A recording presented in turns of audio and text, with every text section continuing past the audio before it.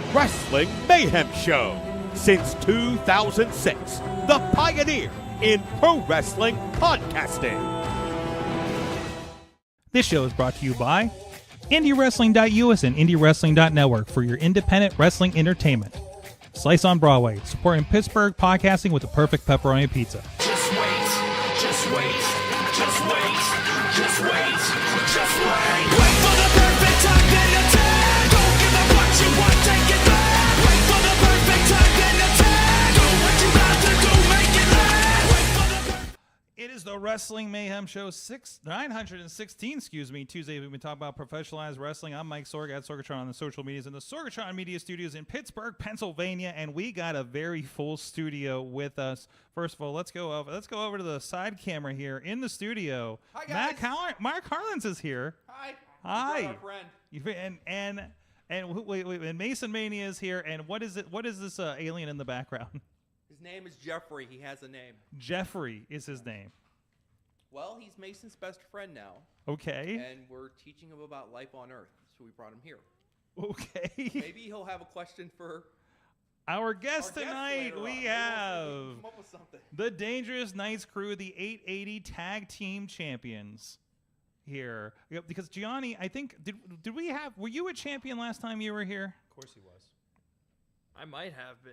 Kids That was never- what, February? Kid's never not been a champion, okay? Gianni, Michael, Emricko, David, Lawless. I think you were both 880 champions, I believe, right? We were. I actually gave him the 880 championship in my stead after I hurt myself. There you go. A little closer. To the microphone? Yeah, in the microphone. There we go. go. Yeah, but people won't be able to see this hat, That- which that the is guy at true. the store said I'm the only person he's ever seen pull this off.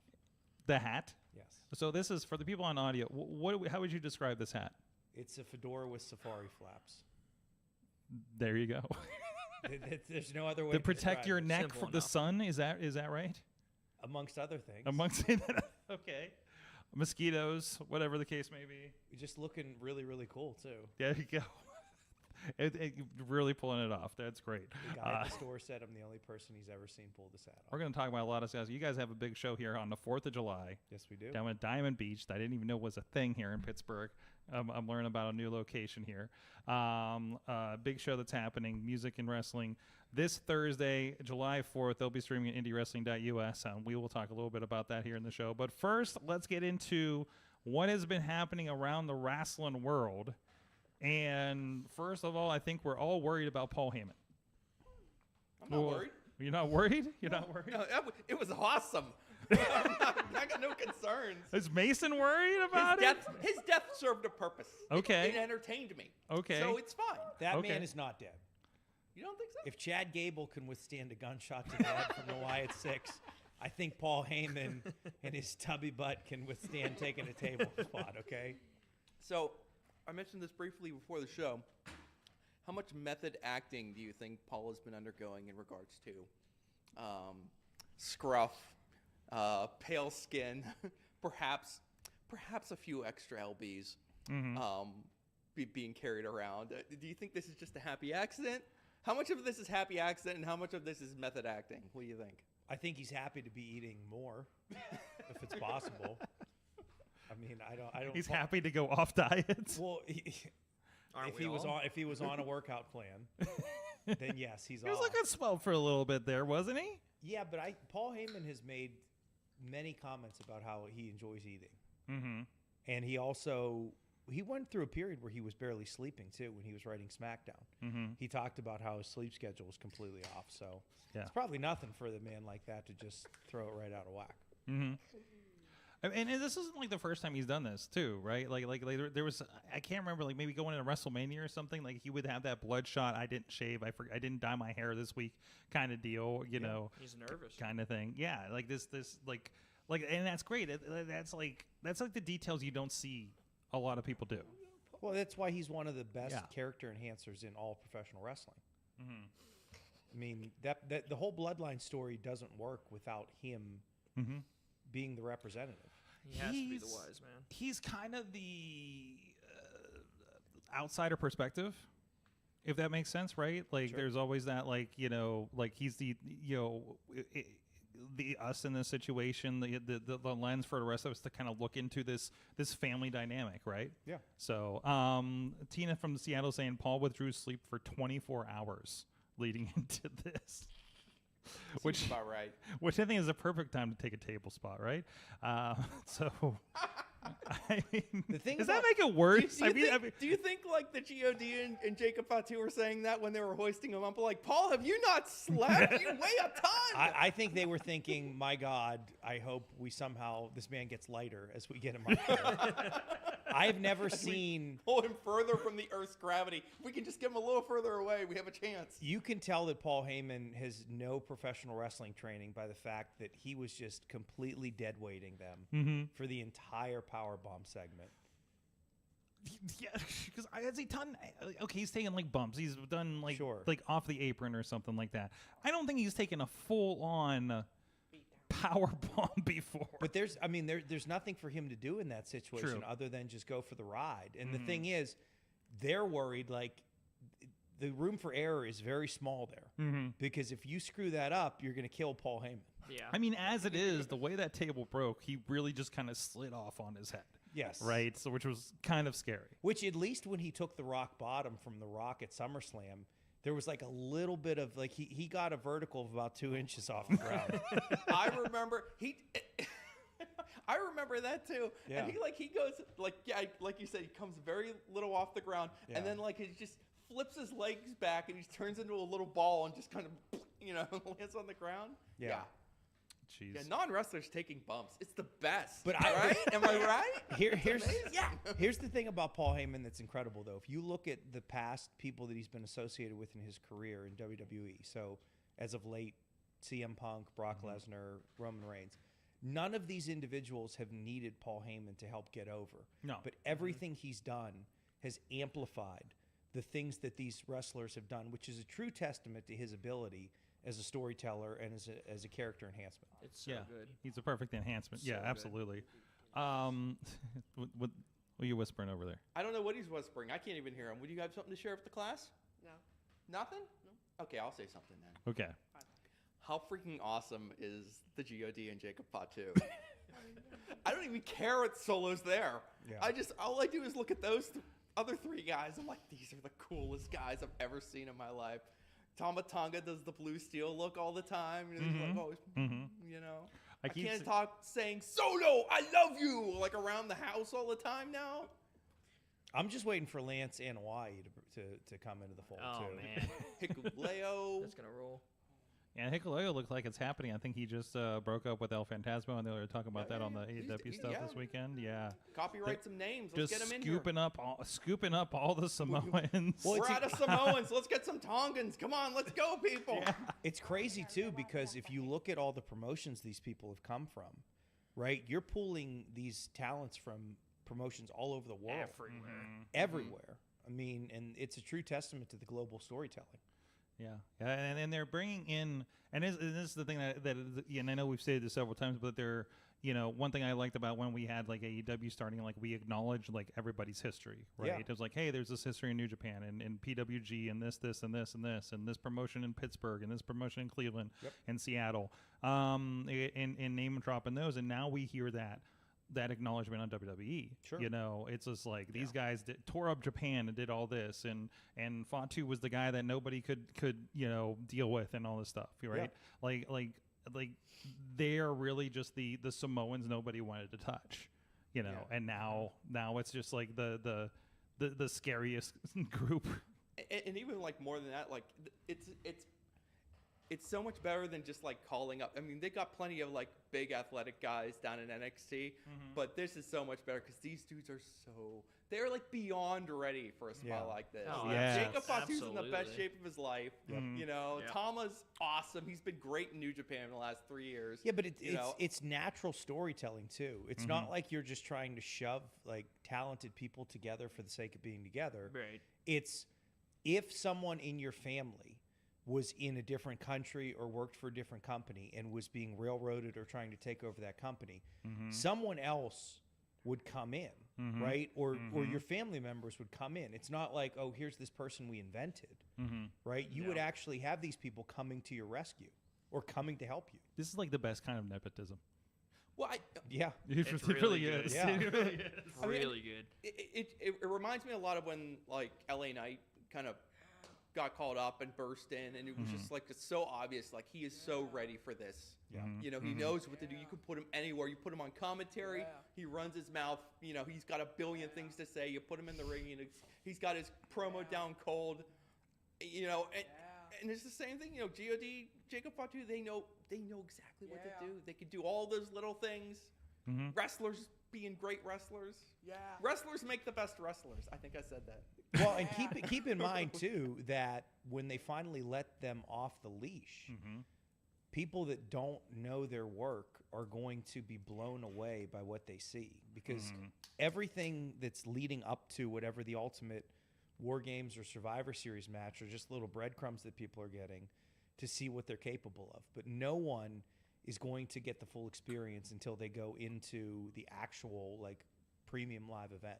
Right. And that's going to be their coming out party where people are like, "Oh wow." And they're This just is gonna crazy. they're just gonna sprinkle little by little. This is another thing they're really good at, right? Like okay, we know you can do every baller effing thing like New Japan or GCW or whatever, Yep. but you're just gonna get little bits of that sprinkled as they are introduced, you know, Yeah. on the like from show to show, right? Well, and look, I know in today's wrestling with AEW, we need to show every person every single move and every single counter we can do in a 2-hour block. But like, you know, amazingly, you can leave some meat on the bone so people want to come back and watch more.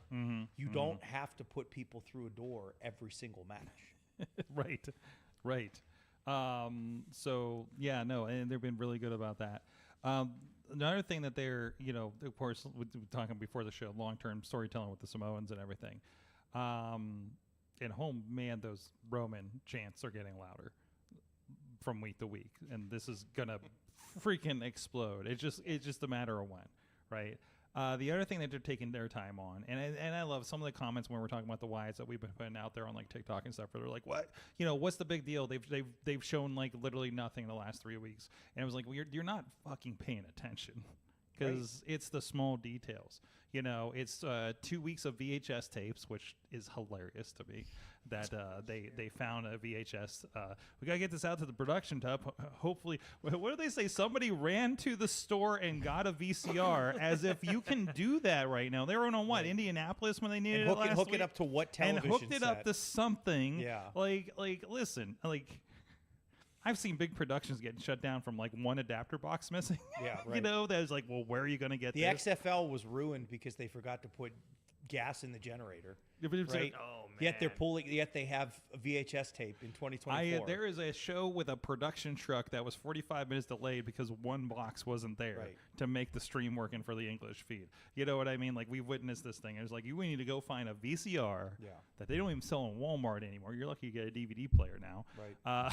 You know. You got to go to some thrift market. Listen, somewhere. I can suspend disbelief Yeah. of you know the Wyatts and an Undertaker, but I can't suspend disbelief that you're going to find a VCR on a Monday Right. on a Monday night at 9:30 p.m. In in this- Indianapolis. in this economy? In this economy. Do they think they're Toddy Tondera? It's some vintage Mark flipping stuff. Is there an Indianapolis Toddy Tondera? You're goddamn that right there got is. this? Of course there is. There's a Toddy Tondera in every community. But no, I think one of the coolest things about this whole Wyatt 6 thing, and just everything that WWE's doing, right? The Wyatt 6 segments for the last 2 or 3 weeks have comprised what? Collectively, 10 minutes of television, maybe? Max, maybe. You're watching, you've got people to commit to watching 6 hours of television just for that little nugget that maybe you'll see them. Like, 10 minutes. in today's world where people have the patience of a butterfly, where they don't want to wait for anything, the fact that you get people to commit to watch this just to see that little segment, it's amazing. That was always like, you know, and also it's ready made for that social media world too, because it's Sure. like, well, you know, I'm not going to sit there, but I'm going to go watch that YouTube clip, Right. Oh, right? absolutely. And it's Oh my on God, on those QR Twitter or codes, X or geez, Which is going to whatever. draw you back to watch the full show then. or at the very least, watch that next PLE, watch the Money in the Yeah. Bank, watch the SummerSlam, watch Yeah.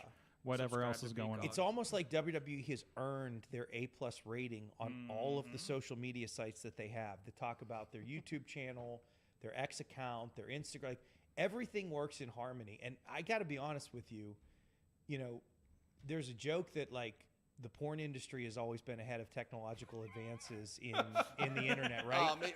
But tread lightly there. Truthfully, WWE has also been on the cutting edge of the next connections in media. I mean, if you think about it, right? Like WWE Network was revolutionary.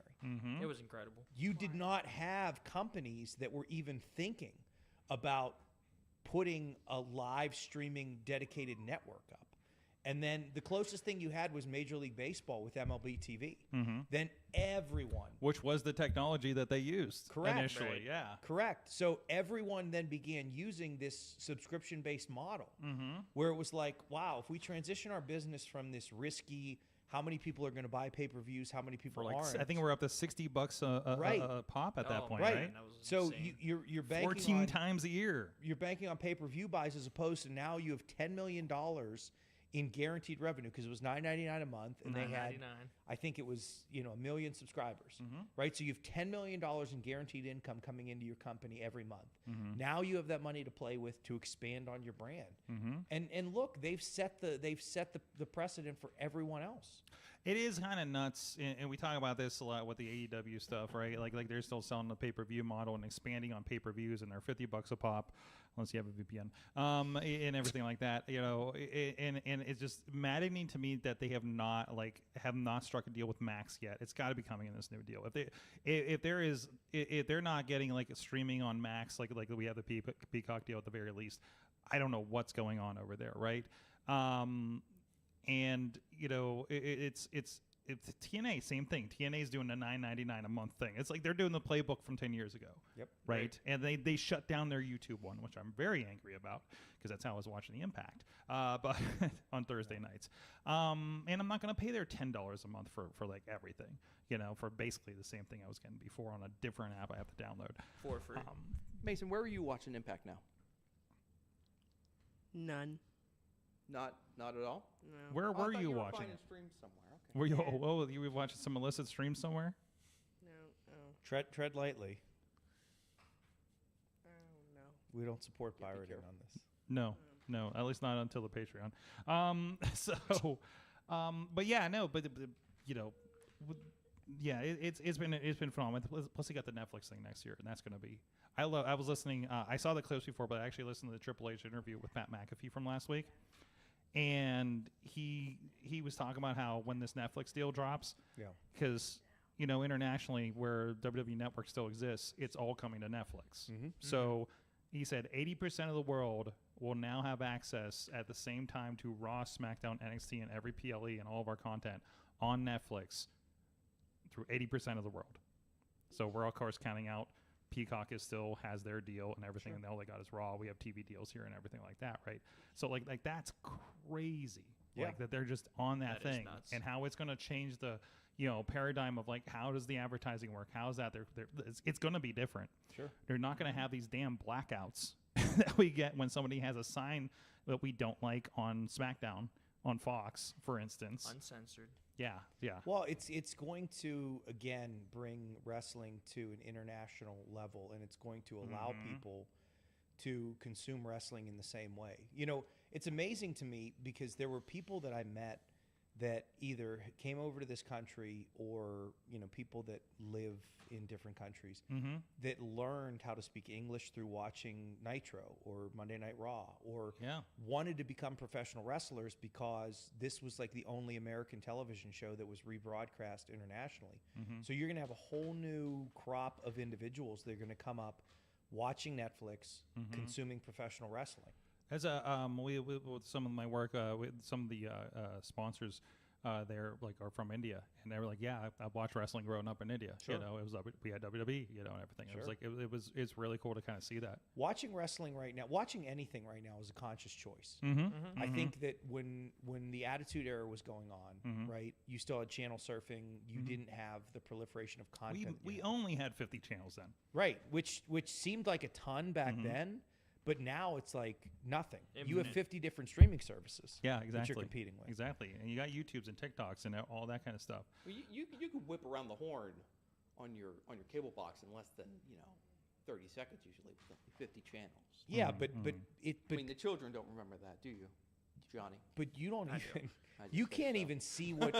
I mean, you can read the description of what's going on, but Yeah. the way you saw wrestling was because when you were flipping through the channels and Yep. that came up, you actually saw wrestling. Oh Yeah. yeah. You It was- didn't it was see a so- Saw description. big and it dudes was- beating each other up, and you're like, now wait just a minute here. What's Right. going on And the here? crowd was so like a rock concert. Like Yes. it's Yeah. so It was wild to look awesome. back at those Attitude Era shows and Yeah. how just you had everybody had a sign up and everybody it looked like a All the rock and flash roll bulbs show. that would go off. Oh and- yeah. Yeah. Oh, yeah. Like it was On a crazy. random It just, Monday. even if there wasn't something kinetic happening in the ring, the background was. Right. You know, and it was just something that caught your eye. And now, like, if you look at Netflix, right, they are starting to do more like anchor broadcasts of live events. But really, WWE is going to be the first live episodic week to week show that they're going to have, which is going to bring in a whole new crop of audience. Because when you go on to Netflix and there's a live event, that is like the prime target on the landing page. Yeah, like Peacock, like unless there's a show happening right now, Yeah. it's kind of buried. Yes. Oh, absolutely. It's really kind of buried. I even couldn't find it. Like we had a tornado warning here like last Thursday, and I'm like, well, I don't have cable. I know PXI's on this because I'm watching KDK on the CBS News app, and I brought up the phone and couldn't even find the live feeds anymore. Right. You know, it's not like so. WWE is succeeding despite their Yeah. their I mean, platform at the- this point. The thing about the Netflix deal too that is going to be difficult is like we will. The thing that's going to be Yes, into the mic. interesting and possibly frustrating about the Netflix deal is that it's going to be very hard to measure exactly how successful or potentially not it is for WWE because these streaming services love to keep that data very They close do, to the vest. but WWE's very good about putting that data sure, out there. WWE will tell you how many people they want you to think watch their show, but you know this is not being independent. no, I- You're the lamest by thing a, from by a Stan. I'm so crooked sorry. company like Nielsen or anything like I've- that. I mean, I've- look, you don't have to jump into the chat. We all know Nielsen's a very Okay, flawed okay, system. I've okay, never okay. heard. We got I got keep, some scars. Matt, It's okay. Matt Carlins got We'll some move TV on. news scars I'm coming just out now. saying, Give him a hug. I've Give him a never hug. Give him a heard- hug. It's going to be hard to know exactly what they're Personally, I've never heard of an indie wrestling promoter or any wrestling promoter lying about the number of people who No, are watching or at their What no, are no, you no, talking right? about? But I mean, I think like to counter what you said, Matt,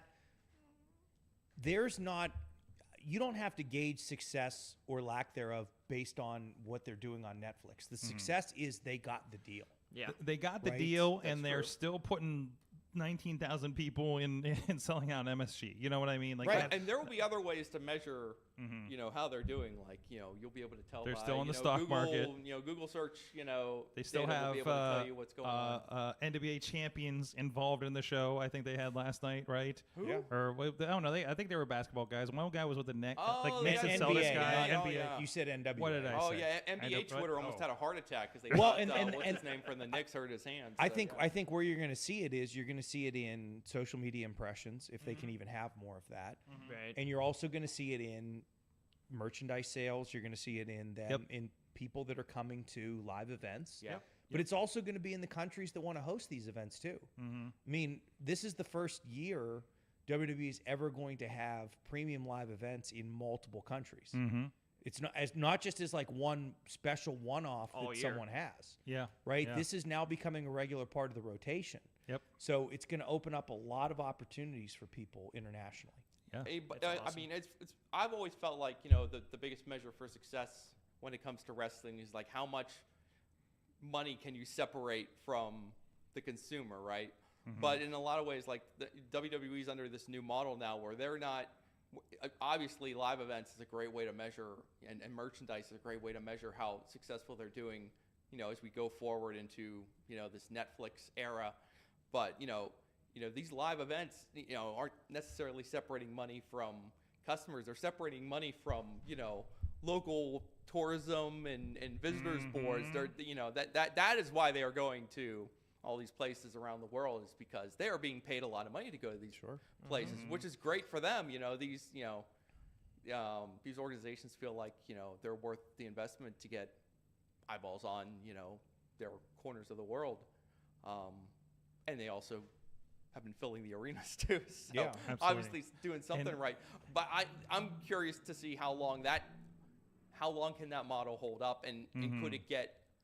I mean, right now they're selling, right now WWE is taking money from local tourism boards and things like that, to bring their major events, their pay-per-views, their PLEs, whatever you want to say.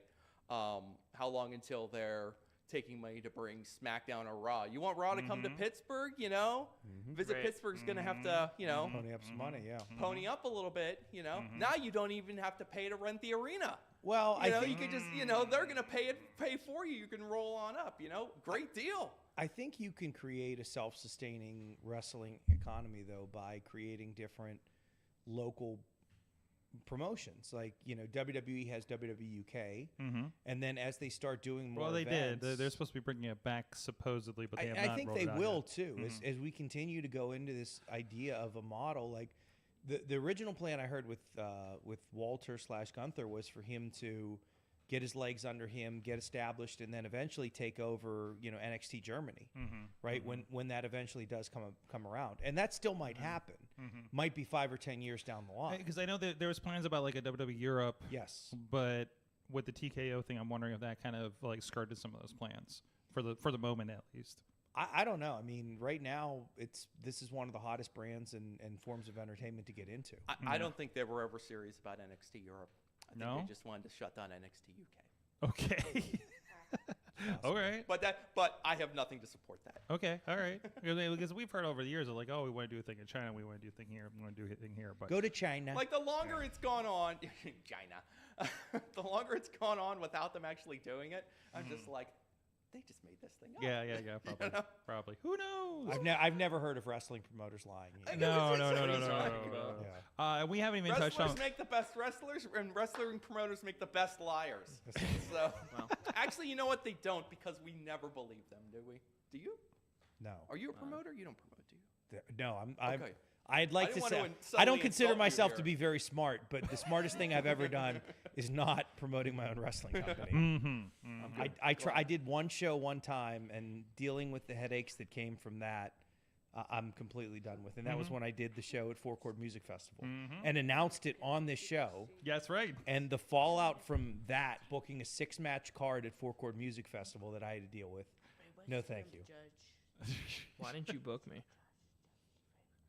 You probably weren't even born yet. Well, we haven't even talked about Money in the Bank. I don't even know what to get into with this. There's going to be Money in the Bank. They're doing good stuff Paul going Heyman's into it. dead. Paul What else? Heyman's Move dead. on. Well, Yeah. I'm sure we'll circle back to some We'll more watch of it this anyways. stuff. But in the meantime, I want to give a shout out to our friends at Patreon.com/Wrestling Mayhem Show. Last week, I talked about the situation at a company here in Central PA where the sound guy left, and you got my take on the story as I witnessed it from ringside, and I saw some people sign up because I think they wanted to hear the story. We'll be talking more, of course, on Patreon this time. I want to do this one. Pay-per-view party protocol is what I want to do on Patreon tonight. If you're sticking around, Matt, for this, or I know we have a couple. Oh, we'll see what's going. Oh, you don't have school tomorrow. You're good to go. You're fine. So I thought it'd be fun to do that. But thank you everybody that supports the show on Patreon.com/Wrestling Mayhem Show, including our friends at the fan of the show level, Bo Diggity, woo, as well as Team Hammerfist down in Florida, the Tupac family, Megan Nelson, and new. I need a horn or something for this. There you go. Bubba Brewer has joined the Patreon. Oh, nice. Bubba, I could have sent you the story for free, but thank you for the support. I'm gonna give him a free plug here for APWF because there's a little rumor that the Gavel David Lawless will be on the next APWF show. Oh yeah. So, Okay. Yeah. Okay. They're coming up here. I think end of August. yes, at In the end of August. in Johnstown. So. Yeah. Everybody at the Poppy Club level, Dave, Prof Bob Punter, spouse of Bruce Julia Fair, BruceJoyFair.com, and Rats in a Trench Coat, Tony Kincaid. At the Beats Club level, The Riz, and at the manager level, Bradley. You can check out the show too at Patreon.com/Wrestling Mayhem Show. We also have been starting to stream the show separately to Patreon. That means that we go live. keep hitting the mic over there. I hear every move that Mason has been making. That's what all those bumps are. I hope I can fix them in post. But anyways, you gotta shake his head. What was it? Oh yeah, we go live here a little bit before we do here for the rest of you and whatever we're talking about while those graphics are on screen and everything, and during the commercial break, and you'll actually see the Patreon recorded live here after the show. So if you want to tune into that stream is over there on patreon.com/Wrestling Mayhem Show for everybody that is a part of the Patreon, at least $1 or more over there. So thank you everybody that does support the show. So AEW had a show on Sunday. It was the forbiddenness of doors, and then I watched it over. I got back late from the show because we were doing VCW, so it took me like 2 days to watch it. But still, because it's a marathon, because AEW shows are a freaking marathon. Because what did he say, that he books wrestling for sickos like him? That seems about right. That's on brand. I feel like you're trying to bait me into something. Yes, I am. Yes, I absolutely trying to am. lure me out of my foxhole. Listen, you're the only one here that shared a room with Tony Khan, so I just want to get your opinion on this. So, there were like 30 other people there. Don't make it sound weird, Sorg. But no, I thought it was a good show. Had a bunch of great matches. I even wanted to watch the 0 Hour because there was a couple good things on there too. The fun thing was Mystico and the Lucha Brothers. Oh yeah. As a nice somebody described to me as the Marvel versus DC of like Lucha team ups. Yeah. So I was like, okay, I gotta see this thing. But I think we had Paige and Mariah May. I think we're on that too. Yeah. If I'm not mistaken. I don't know. I'm kind of glazed over with wrestling right now. So what stuck out? You do what I'm doing and watch less of it. Watch less of it. Yeah. You know what? I have been boiled down to. I'm like a month behind on Ring of Honor. I'm watching the AEW program and Monday and Friday. That's it right now. For the most still a lot of wrestling. I'm down to. That is still a lot of wrestling. And then whatever the fuck these guys do on Thursday. I don't know. Who knows?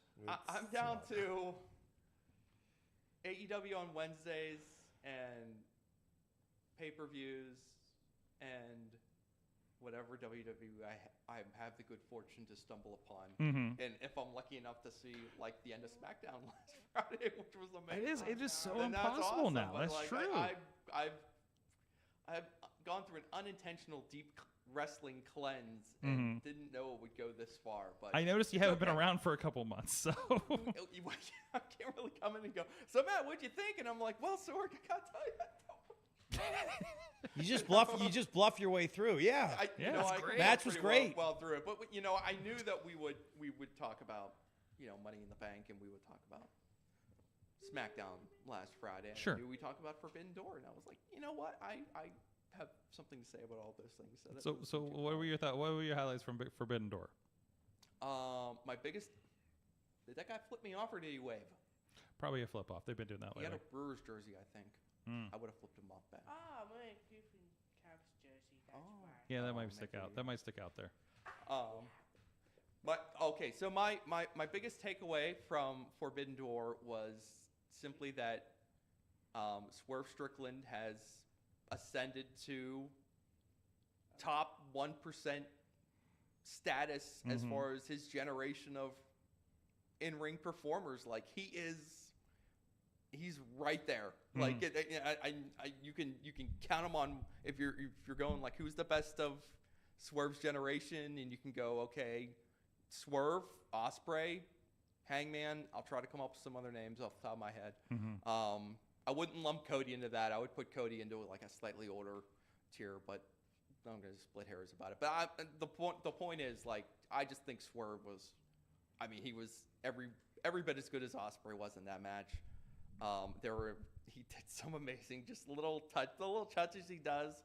It was just like I knew he had it in him, and to see it all come together, and not just, they could put the world championship on anybody, but like Swerve went to another level beyond that, and now he is like this dude might be the best wrestler in the world now. Or at least gets to be in the conversation. It definitely felt like, Ospreay's a big part of this, but it did feel like that Wrestle Kingdom story match level presentation that was kind of hoping that we would be going towards there, and I'm loving that. We had a little bit of Don Callis stuff in there, but it was mostly It was mostly the two of those guys in the ring, and I thought that was really good. I just think like what I love the moment during the match where like Will's like on the apron. It looks like Swerve's gonna try to jump off the top rope to like stomp him on the apron, and then Will just kind of like tumbles out to the outside, and Swerve starts to get down, and just kind of like you can like see like his inner wheels like turning, like he's doing this on purpose, you know. He's like, he doesn't overdo it. He gives you just enough so you can see, oh, he's getting down. And he just kind of, you could just see him just kind of do just enough to be like, you know what, screw it. And he goes up top, and then he stomps Will through the announcer's table. Actually, I don't think that table broke. So No, it didn't. super duper. Those tables were hefty on that show. And then he's like, I'm roll Will back into the ring, and then he does it like again, and he just kind of like stops, and you just see like, you know what, screw it, and he takes them over to the guardrail and he power drives them onto the guardrail, and it's just like, And was that was a my one favorite count? part of the whole match. It was just such a little like, it was just like such a great little like character beat for Swerve. Like, what's different? What's the difference between Ospreay and Swerve? And the difference between Ospreay and Swerve is that Swerve has no line. You know, and that was the story that they were telling leading up to the match. Anyway, because Ospreay, like, I can take this further than you could even imagine we can take it. And in those two moments, like he showed, he's like, you know what? Yeah, I could be the nice guy, but no, I'm Swerve, and I'm gonna take this. I'm gonna go over. I'm gonna cross that line and take this to that next level of intensity. Now, like those two moments were there. Like that made the whole match for me. It was just awesome. Was that how the match ended? No. David, would you like to say something else? No, Okay. I was just curious. That sounds like an awful lot of moves It's and an awful lot of line let crossing. Let me tell to you not here, be the end of the match. Let me tell you, pal. It was the main event of an AEW pay-per-view. There were an awful lot of moves. There were some There was damn all the but moves. let me tell you, there were some damn good moves. So, you know, we know what we're signing up for when we watch these shows. So, Yeah, and no complaints. I don't ask that question as a way of criticism. I just, you know, my mind as someone that thinks about the storytelling aspect of professional wrestling and how you can get as much as you can out of what you can do.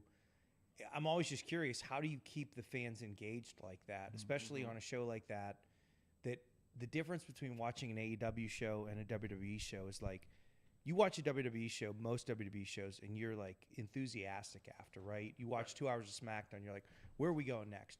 You watch 4 hours of an AEW pay-per-view, and you feel like you just ran a marathon. Like, I need to go to bed. Oh, well, look, the pay-per-views end around like midnight. So, yes, it is time to go to bed after the pay-per-view. Unless you want to watch the press conference. And I don't. Right. So, I'm done with the press conference. done. I'll watch Yeah, the but highlights. you're telling me that you left Forbidden Doors main event with the same energy that you had after Cody beat Roman Reigns and finished the story? I mean, I don't know. It's like it's different energy. I didn't feel like you're asking me if like do I feel exhausted after an AEW pay-per-view? No, certainly not this one. And I think part of that is the reasons that like I know I'm getting a full course meal. Yeah. I'm not just getting like, you know, the breakfast buffet. I'm getting the full course meal when I watch an AEW pay-per-view. I'm going to get a pre-show with actual matches on it, good matches. Oh, yeah. And I'm going to get a pay-per-view card that's got, I don't even know how many matches are on that card. I don't even want to look. I was But like, I I'm wonder gonna how get- many matches are left. No, I'll be wrong. I'm going to get a lot of matches, Yeah. and this thing's going to go long. And I've watched plenty of AEW pay-per-views on TV, and I've been there live in the arena, and I knew what I was getting myself into every single time. And Yep. I'm like, I know what's going on. I'm not going to burn myself out. I'm going to pace myself. I'm going to be there at the end. And then once you get to that, you know, tipping point where you're like, all right, 2 or 3 matches left to go. Here we go. Down to business, you know? You know, And then you're ready to go. And Matt, you and I, As opposed to a WWE pay-per-view yeah, where they make you sit through 3 hours to get 5 matches in addition to all the other nonsense and filler that they cram into those things. I find that a little bit off-putting. That notwithstanding, Yes, after Cody and Roman at WrestleMania, that was lovely as well. So. It's actually been like, and I'm one of the AEW sickos. I'm here for it. I'm here for the crazy, super crazy Will Ospreay just on a Dynamite on a Wednesday. I watch Rampage. I watch Collision. I still try to watch Ring of Honor, but also I want to see a lot of the people that we know on. I want to see what's happening with them. And text the editor when I see a mistake. But it is that different flavor, and it's very distinct now, isn't it? Right? Because you go see like Clash at the Castle. There's 5 matches, and you're out in 2.5 hours. You know, and it's just like, and I probably watched it late because it was a foreign show, and I'm busy on Saturday afternoons or mornings, right? And you skip all that filler, which is kind of nice to be able to do that. And you just like, you're done with it. I was like, oh, that was it. Oh, that's good. You're like, you're right. There is more substance there, right? Mm-hmm. And you are fuller for a shorter meal, but sometimes you just want that candy. And I think that's what AEW is. Yeah. And when it comes to what's going on, like, when it comes to like, I guess you could call this like the house style, right? And I'm trying to think of like just like, even like, when New Japan was seemingly, you know, at its heights, you know, of its powers earlier, you know, within, you know, a decade ago or so, you know, it wasn't what, you know, the AEW wrestlers are trying to do. Like they are, it is very extra, you know, and when it's a big match and it's a pay-per-view main event, you know, it feels earned and it feels very worthy. And you know, but believe me, like even I will sometimes watch a match on Dynamite and be like, you know, we don't have to do all this. You know? But it feels like they're leaning into like the car crash TV of the cruiserweights back in the day, but it's like it's all the car crash. Yeah, but but I don't feel like it. But I also don't feel like it's thoughtless either. Like I think there is purpose to, at least when you're. At least the wrestlers who you would trust to know what they're doing. I think there is purpose and thought put into just about everything they do in their matches. I don't think we're seeing, you know, just complete nonsense on the whole. And, you know, on the flip side too, you know, I feel like sometimes, you know, WWE puts, you know, unnecessary restrictions on their in-ring style.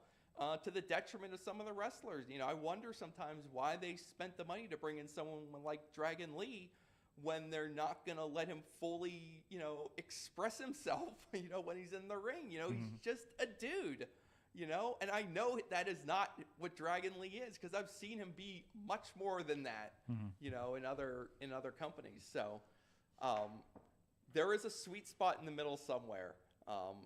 You know, I certainly can't say that AEW's, you know, house style is perfect.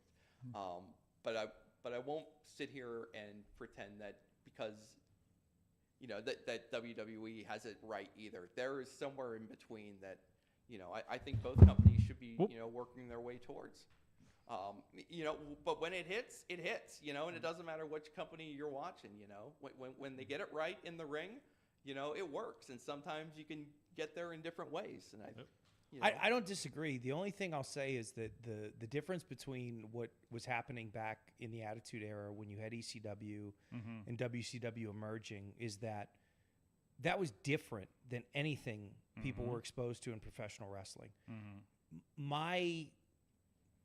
It's not even a critique, but that box has already been opened. So it's not even like, yes, you're giving people something different than what the most popular wrestling is, but it's not like it's different new. It's different in the sense that we've been there, we've seen this before. So I feel like at some point they're just doing it for the sake of doing it, which when it comes to entertainment doesn't serve much of a purpose, right?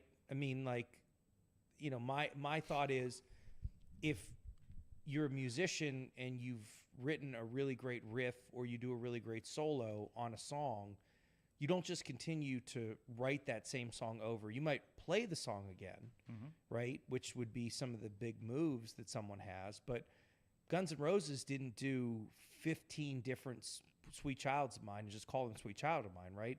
They've evolved. They've had a different style, but they've, you know, played their hits. That's the only difference that I feel. And I think it comes down to the wrestlers, who can best adapt to whatever company they're in and whatever directives they might have on them.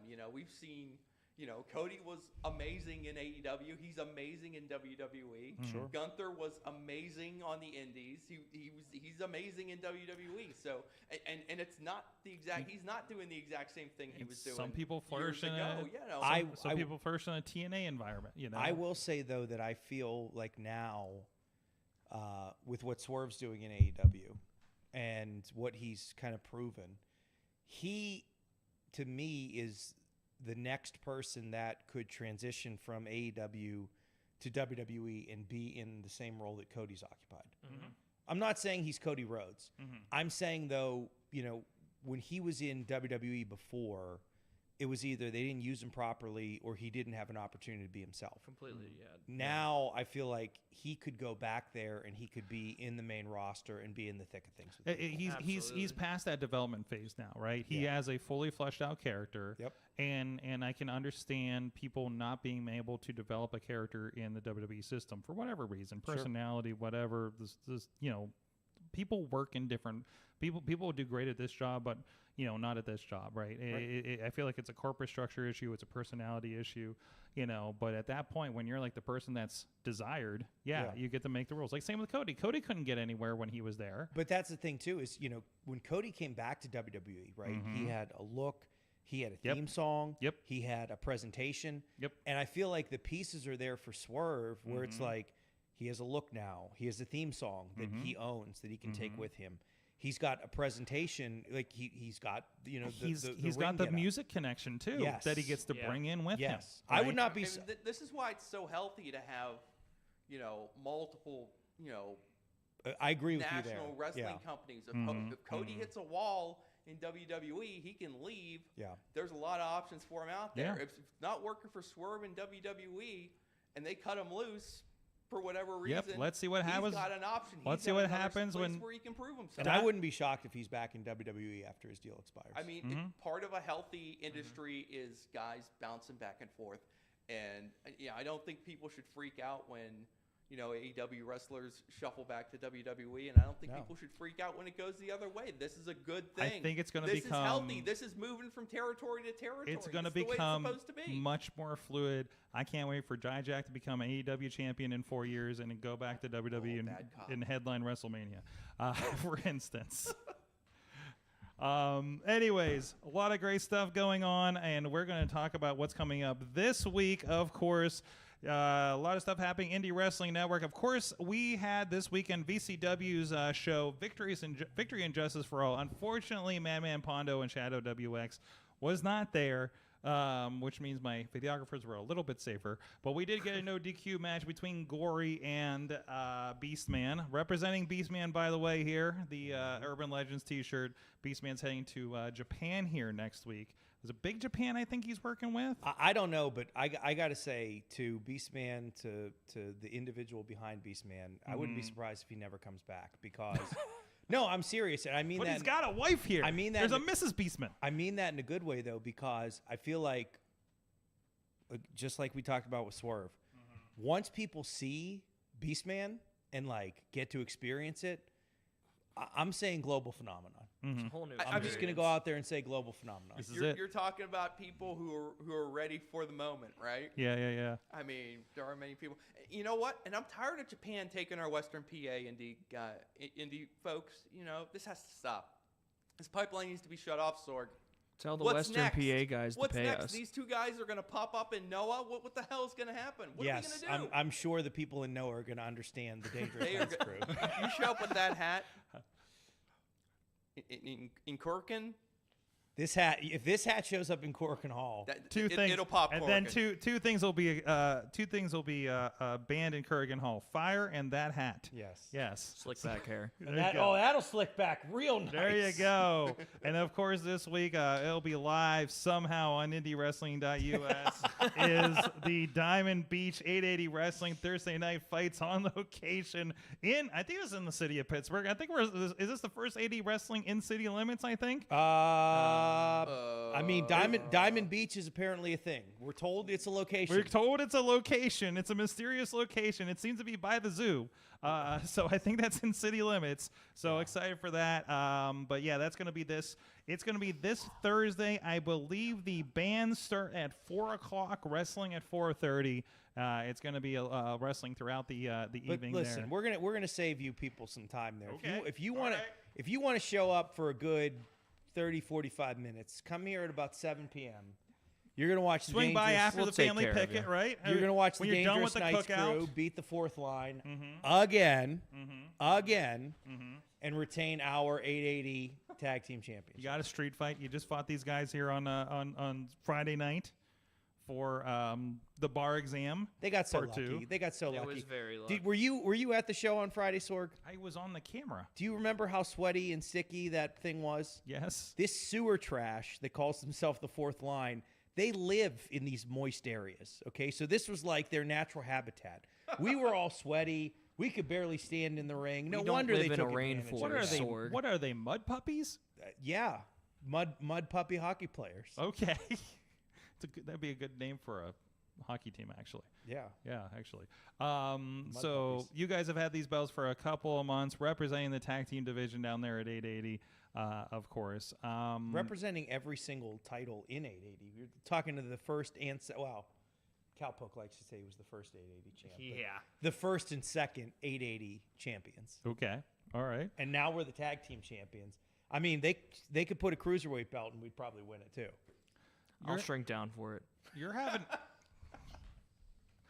You're having a street fight, Yes. but you're on a beach. Yes. Allegedly. Allegedly, you're on a beach. I've seen pictures. It looks like it's a beach. Okay. There's boats. There's a lot of boats Yeah. around. So you have had fights in the middle of fields involving attempted vehicular manslaughter, all kinds of environments. What are you bringing to the beach? Water. I think it's already there. Yeah, like water for us to stay hydrated. We're definitely bringing our hat. We're bringing these shirts. By the way, What is this? What is this? Sloppy Steaks Dangerous Nights crew shirts will be available for sale Okay. at Diamond Beach. Is this the first time they've been available Yeah. in Yeah. person? Okay. Yeah. All right. First time available in person. Okay. If you buy a shirt, you'll get to take a picture with me in this hat too. Okay. Yeah.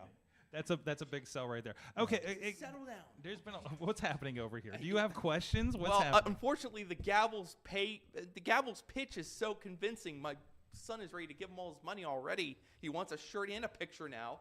So That sounds I don't terrible. have this kind of Do you money. have shirts on you in your trunk? Of course I have. I'm on a shirts fixed man. income, Sorg. I can't be giving all my money to this tag team. I'll tell you what, for your Patreons, what we're going to do here is we're going to show you how easy it is to buy one of these shirts. When we go on Patreon, this man's going to reach into his wallet and find $20. We're going to have a shirt for his son. We're going to take a picture with him and his best friend.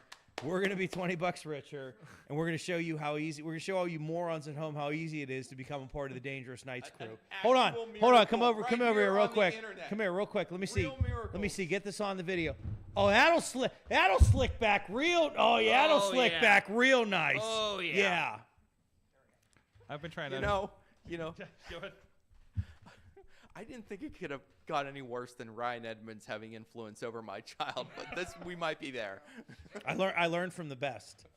Keep in mind, Ryan Edmonds, Jock Sampson, and I were part of the office at Pro Wrestling Conquest. So Oh, that's right. Yes. Yes. Oh, those were the days.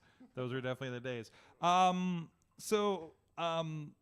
been trying to understand Dangerous Nights crew for a better part of a year now, and I started asking questions. And there not to understand? Because apparently, thankfully, I have a Netflix subscription. Especially this sloppy steaks was the end of it. This is where I had to say, what the hell is going on here? What is with the slick back hair? What else is going on? What's with the purple vest that you had at the Enjoy Tattoo Mania show? the Pointer Brothers. The Pointer Brothers, yes. And then I was told you need to go watch this show. Yeah. To which I had started watching, and there's a podcast that talks about I Think You Should Leave on Netflix all the time. So I'm like, finally, I'm going to watch this.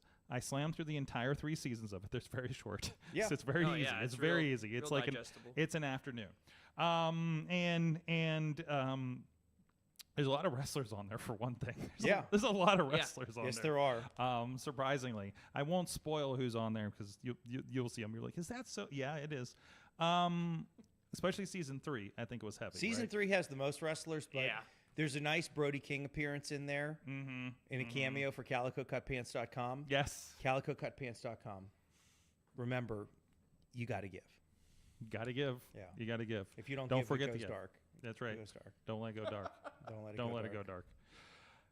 God, I'm in on this now. I feel Can like I- I feel like I joined a cult. Can I be somehow. honest with you, though, Sorg? Yes. Like, truthfully, when we started doing the Dangerous Nights crew at 880, I mean, this has been some of the most fun I've had in the close to a decade I've been doing wrestling. I can tell, and I've been watching you do wrestling for close to a decade. Right. And so coming out, doing the Driving Crooner cigar with Frank DeVille, doing the slicked back hair with Gianni, doing the Dangerous Nights crew. It's just, it's a blast. There's a lot of bits in there, and then I watched one segment, and I think it's like midway through season 2, and I literally made Missy sit down and watch it because I was like, Missy, watch this, and you'll understand everything that they do. Yeah. It had the whole thing. Yeah. That's the Dangerous Nights crew. I mean, a majority of the things that we do in the Dangerous Nights crew come from the scene about the child and thinking people can change. Yes. Right. So Yes. that's People where can change. People You're can like, change. You're like a Tim Robinson like cover band Yeah. in the best way. Honestly, Yes. we would love nothing more than to have Tim Robinson either acknowledge us or come to a show. And in fact, Sorg, one of the things we were talking about was we want to do a promo just like Tim Robinson and Tim Heidecker do for the ABX Heart Monitor. But we want it to be Diamond Beach. You know, I want to go to Club Aqua, or I want to go to Haunted House more than I want to go to Club Aqua, right? I want to go to Diamond Beach more than I want to go to 880. You're not going, but I want to.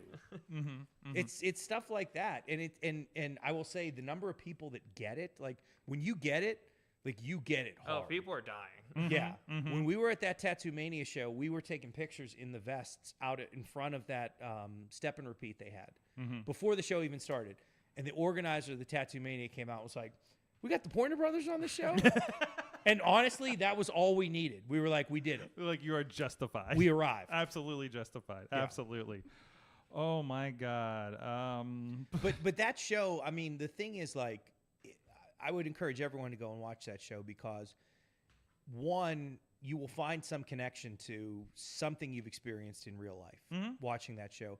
But two, it's just funny. It doesn't take any political stance. It doesn't. There's nothing in there that's offensive either. It's just wacky, goofy stuff that is absurdly hilarious. Yeah. And you have to watch it a couple times to really digest how funny it is. It's an awkward, and it's an awkward funny. Yes. My wife It does not like definitely is. awkward funny. Yes. So she's just like, what the hell are we doing right now? And it's Right. like, I'm like, roll with this, please. Yeah. Like, this is worthwhile. It's kind of hard to jump into, but once you do, you'll slam through the entire thing. If you start by watching, if the first thing you ever watch, and I think you should leave, is anything, you have to start with the first episode of season 1 when he's on the job interview, and he pulls the door from the pull as opposed to the push, and he just pulls it open to prove a point, and that sets the table for the fact that this person is going to be proven right no matter what. It's so good. And realistically, that's kind of what the Gavel David Lawless has always been doing for his career for 9 years. I'm never wrong. That's right. It just takes me circuitous ways to get there. Yeah, sometimes you're slapped by you're taken out by the shocker in the parking lot. Sometimes we were just looking at some clips before the show. Sometimes you have to kiss the ass of Kid Cupid. Oh God, yeah, that's right. So many things, so many things. So this Thursday it'll be streaming. Come down there in person if you're in the Pittsburgh area. This is gonna be a fun show. It's gonna be a crazy show. It's gonna be a weird show. It's gonna be like we're gonna win though. We make 10 times as much as those guys. I mean, there's no it's doubt. the only we're reason gonna I'm win. here. absolutely. Yeah. Wait a minute. There's a call out in the chat room. Justice to mention your original open challenge participants, the Department of Jocks on Friday night. Yeah. So Tough kids. Yeah. So I don't know anything about them. They're brand new. We didn't really know anything about them either, but they put their size 12s right on our face to start, surprised us, and then we had to get back on track. They're really they're really tall. They're big guys. They're big yeah, guys. They're big guys. I mean, their secret handshake's a little lame, if I'm being honest. Ours but, was a little better. It was Okay. definitely better. Well, they're new. They're still developing. They'll get I mean, there. I don't know where handshake class comes in wrestling training, but You'd be You'd be surprised how surprised. important it is. Yeah. Yeah. I knew I was setting up for that one. Yeah. So excellent. So go check that out. Anything else you guys are doing? I know you guys are freaking everywhere. Yeah, I mean, so let's see. We've got Enjoy coming up at some point in August. They'll be doing a show at August Bottle Rocket. The Bottle August Rocket, 10th, yep. I Or think. 10th, yeah. Let's see. I'm in Charleston for the Charleston Regatta on Saturday for Pro Wrestling Conquest. Then I'll be at Imagine. Then I'll be at, I think I'm popping up at RWA at some point as well. Okay. 880. We've been warned. Oh, be at Rise Wrestling. He's a cameraman right now. This is the busiest I've ever been in my wrestling career. Mhm. Awesome. I mean, I'm finally recovering from having Conquest, Imagine, Steel Cage match at Stage AE, then helping my best friend with his music festival. Can we talk about that for a second? Sure. Because you had this cage match with Mr. Grimm, Yes. and you didn't come out too well on that. It was one of the most brutal matches of my career.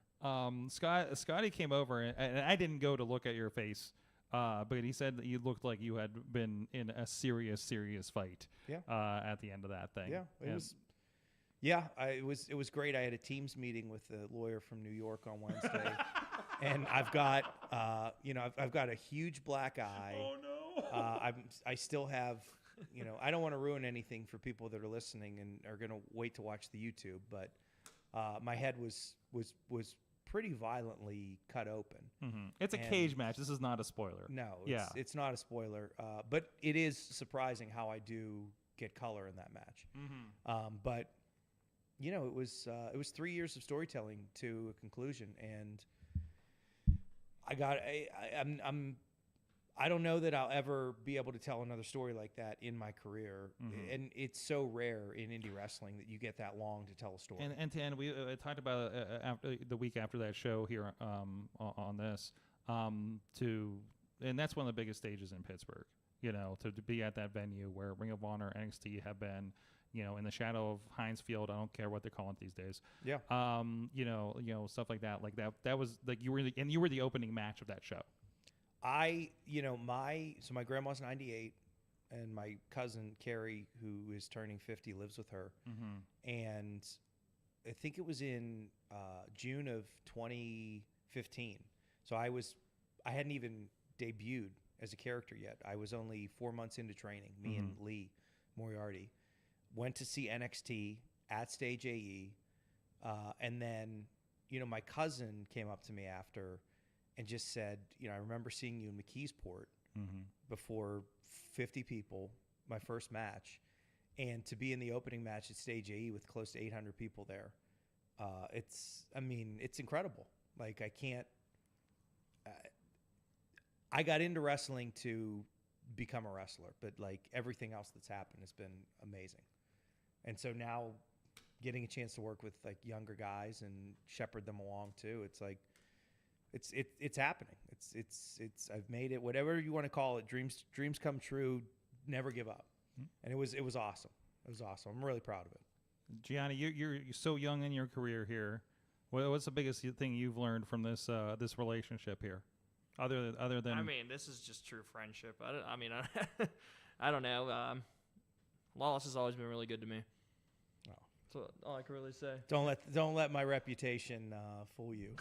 And you're getting around too. You're in half the damn places that I'm taking a camera to. I Yes. think, didn't you just pick up another championship? I think down in Rise here in this past month. If I'm not Yes, I mistaken. just got the Ascension Championship at Rise last month, and I will be defending it on the 13th, and going you're everywhere. Regular contention for the No Limits title over in RWA. Yes, facing Crazy Steve on the 20th at Yes. RWA. Oh, jeez. Yeah, that'll be fun. Kids International too. He's up in Canada. Oh, yeah. I was in Canada. I faced Rhino in Canada. Rhino, that's right. How's Rhino? Oh, It was awesome. That was definitely like childhood dream right there. I never would have thought, but he hit me. Pretty good welcome to the business, kid. No, absolutely. Yeah. Can I just say I'm incredibly proud of everything that Gianni's done though. Like when we started, I mean, he was literally just thrown in because he was the person that was ready in MV's training class, and he was in this Survivor Series match that we did at the first Thanksgiving show, and we protected him. And I mean, protected him. It's like, this kid's green, doesn't really know much of what's going on. Let's get him in the ring. Let's get his feet wet. And then for us to just kind of gravitate towards each other and then pull Frank in, but to get a chance to work together and then go to other promotions. This is really one of the first people that I've had the opportunity to say to promoters, like, yeah, you can trust this person and you can put them on a show and they're going to be able to do 100% of what you need. I don't know. I mean, the sky's the limit for him, and it's been amazing to be there with him and see his development. Like, it's incredible. I couldn't be prouder of my tag team partner. Well, it's beautiful. That's beautiful. Everybody shed a tear out there. We're not complete jerks all the time. And we're better than the fourth line, We which are better is the than the most important thing to take away from all of this, be you honest, dorks. Okay? If you want to come out and see True Friends on Thursday, you'll see the Dangerous Knights crew. You want to see a bunch of washed up beer league hockey hillbillies, right? That's going to be at the Diamond Beach show. Okay. But I will say, what's really crazy though is like, gosh, all these young kids at 880 that have now like come up and ascended to like the main event rank. Reese, Casey, Brandon. Like, I remember working these guys on Thursday night fights when they had like 3 moves they could do, and it's like pulling the match out of them was challenging, right? But now to see them and like where they are in just being able to be themselves, and like Casey and Brandon worked 3 shows this weekend, worked 3 shows last weekend. Yeah. It's like to watch these young kids get a chance to live the wrestling life they want to. It's awesome. And I feel like a lot of these kids have they got the right mindset. I don't know how many times I've seen people come out of training schools here and not leave the state for 3 years. Sure. Right. Like I felt like everybody was doing it mostly in the first year. I know you guys were taking car trips to Indiana for shows and things like that. Like you have the right mindset of like, we always say, get the fuck out of Pittsburgh. Like, hey, great stuff in Pittsburgh here, but remember to get the fuck out too. Yeah, absolutely. Because that's important to get that variety, to get that different thing. You can only do so much here. It feels like there's more and more you can do here because I don't know how many was it, 5 or 6 shows happening on the 13th right now. Jesus. So I know that's been a big discussion point happening on wrestling social media over the last week or so. Every promotion in the area just running on the exact same day. The exact same day. It's just good for business. It's coincidence. Yeah, coincidence. See, the only one everybody was in town. I don't know, or could get their venues. But I will say, Sorg, as someone that's been doing this for 9 years, right? When I started, there was really only 2 places. Yeah. You had PWX and you had IWC. Yeah. And to watch the progression of wrestling in Pittsburgh and to see the state of it right now, even though some could say it's oversaturated, there is a unique flavor to every single company in this area. It is not, and by that I mean the companies that provide actual wrestling, like Rise, Imagine, IWC, RWA, 880, Enjoy. There's a there's like 4 we're not even mentioning. I said wrestling promotions. Yes. Yeah. But the truth is, like, there's different. They're all different and they're unique and they're presented differently. But then, it's all great too. And when they do, like, and I'm really curious to see here because I know, there's a couple of these shows are big shows for the summer for some of these promotions on the 13th. Nobody loses fans. No. In the long, like, literally the only thing that changes is which show do you see Bradley in the crowd. Listen, I will. I will go on record saying this though, and I am truthfully one of the few people in Pittsburgh that has wrestled at every single indie promotion and still maintains a relationship with all of them, where I can go back to them. RWA's crowd is the most unique crowd, and what I mean is 100%. you could have WrestleMania 50 Yes. down at Heinz Field They will with not be there. 75,000 people, and the same 250 people in West Newton would be at RWA watching that show that night, and they'd be like, fuck WrestleMania, it's RWA night. That's right. That Gianni is- Michael Emricko is wrestling But, here you know, tonight. to a certain extent, like Rise has that pocket of fans that they've built up in the Uniontown area. Imagine has that pocket of fans that they have in Altoona. So, like, everyone's done- 2PW has that up in 28 Worthington, in yeah. Worthington. And I forgot 2PW too on that list of wrestling promotions. So, you know, I'll be back at 2PW in August also. That's going to be coming out soon. But, you know, and VCW heard it here. VCW has that pocket of people too. Yeah. So it's a testament to the owners and promoters of that company to go out and ingratiate themselves to the community. And truthfully, Feel Bad has been doing that for years now. That is, I have said this on the show too, or I may have said this on the show. I can't when they just had their 15th anniversary. Sure. And I looked around at the landscape of you know who's been doing things and who's been you know one way or another and treated been good to us, good to the wrestlers, good to the fans, and I can't believe that I'm looking around and seeing, and everybody's doing great companies and everything, but nobody has the longevity and has been as solid and consistent for as long as Dr. Feelbad at this point. He's and everybody has great companies that they're building, but they're just not at that 15-year mark. no. Like I can't, like, nothing else compares to what they're doing down there. We were in a situation 2 years ago when I did like 3 or 4 shots for RWA. And again, my schedule is based on if people get to me first, that's how I take my bookings, Yeah. right? So I'm not opposed to working for any company, and I've maintained good relationships with all of them. But we had a situation where I think there was a mistake on the poster that was printed or the date, and it was off by a week. And I think Feelbad had 200 pre-sale, still changing the date. We had a show in September. The next show was coming up in October. It was off by a week. And he still went around all these people and had 200 people pre-sale for the next month, even though the date had changed by a week, which is a testament to the built-in goodwill that he's garnered with the people in that area. Absolutely. Yep.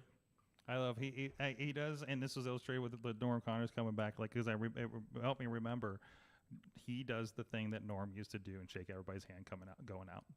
Like, I remember that was one of the biggest things when I first showed up at the IWC in 2006 was like the promoter shook everybody's hand and thanked them for coming. And that's one. That's Now awesome. you do have that thing where everybody rushes out because they want to get in front of that line. Yeah. Because he has to talk to everybody too, so he takes it a step further. But still, he puts in the work. That.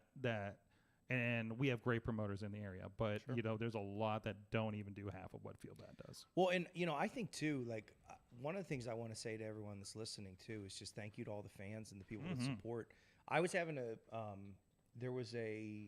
was having an exchange on X with an Enjoy fan, and I thank them for what they did for wrestling. The response was, "Well, I'm just a fan," and it's like, no, you're not. Like, you organize pre-show hangouts, you actively support on social media. It's it's more than just showing up to the show. It's helping to grow the community, and I mean that's really what it is, right? It's a community. It's a community of people that all play a role as fans, performers, video, photography, commentary. I mean, and it's really nice to see wrestling in the state that it is now, because of how many opportunities people have to really spread their wings and fly. I mean, like I said, when I started, we only worked at PWX, and that was PWX, and we had the future shows. Then maybe you did a shot down at Black Diamond, and then you just kind of figured out where you were going to go outside of the area, and maybe you would get booked, but it was really tough to get in other places. And then, everything kind of slowly transitioned, and there's more promotions, and now people have the opportunity to show what they're capable of. It's awesome. Awesome time now. Well, we're going to take... rules. What's that? It definitely rules. And the young guys get to What'd you say? Fruits of the labor. Oh, yeah. This back's hurting from no. Awesome. Dangerous Night Crew, 880 Wrestling this Thursday. We're going to take a quick break. We'll be back with you guys and be asking some more questions. I think Mason probably has some questions, or you guys have an exchange to do after the show. We have more. You can buy more than one shirt. Business. Mason, yes, Okay, but all We your have friends, gray and black. for all your friends. All your friends. Oh no. See? Oh no. Dad is just. Hold on. Cut to this. Oh The yeah, there you meet go. and greet This is bankrupts another. There you Gray and go. black. We'll be back right after this.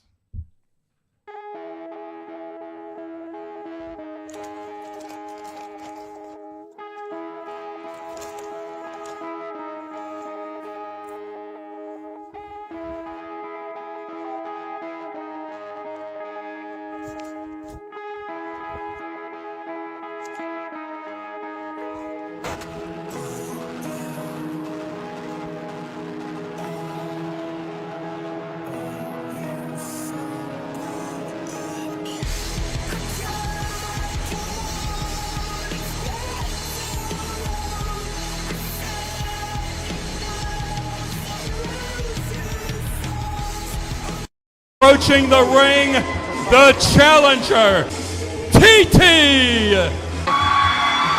Newly created RWA Women's Championship. Again, this for free. Whoa. Oh, rolls her up. It's on the line tonight. I kind of don't blame her. And now TT, wow. 1, 2, starting things off a little bit. He's got a 2,000-day title range. He's got a TT. I mean, Tony, you. 1,000 days. 2,142. Oh, God. OVW. And wow. And wow. The surfing bird, as she likes to call this. And there she goes. She comes. Big shoulder block. Reversal. I'm just letting the ref handle it. Oh, she stacked her. What? She has captured the RWA Women's Championship, the competing sunset flip. Whoa. Jesse Bell is furious. TT has done it. TT now has the gold. Your new RWA Women's Champion.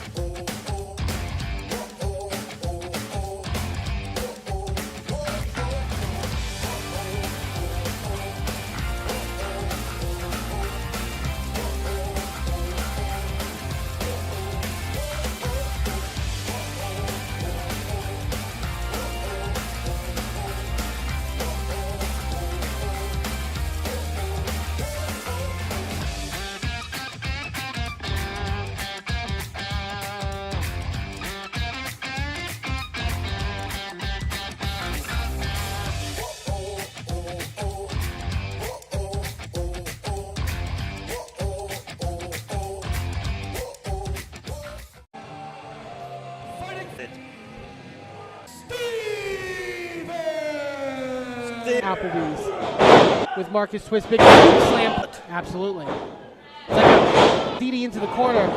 Big. Like I said, if there's anyone that knows. Tag team specialist, if you will. Nails him with like a, but not Marcus Twist. He bites. Ooh. Jason. Do it. Double close. Stevens jawbreaker. What a blow this special. Feeling a little Oh! Colliding into that turnbuckle now. Dump better.